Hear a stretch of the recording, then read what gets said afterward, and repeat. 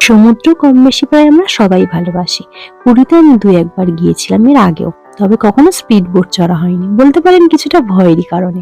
তবে এবার হাজবেন্ডের রিকোয়েস্টে যেতেই হলো। আর এর টিকিট নিয়েছিল আমাদের 400 টাকা করে, দুজনের 800 টাকা।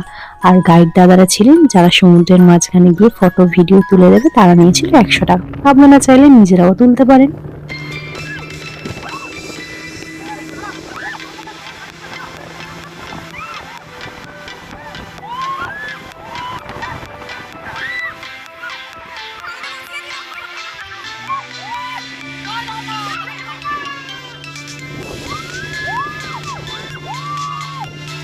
তবে প্রথমে ভীষণ ভয় লাগলেও ভীষণ এক্সাইটেডও ছিলাম।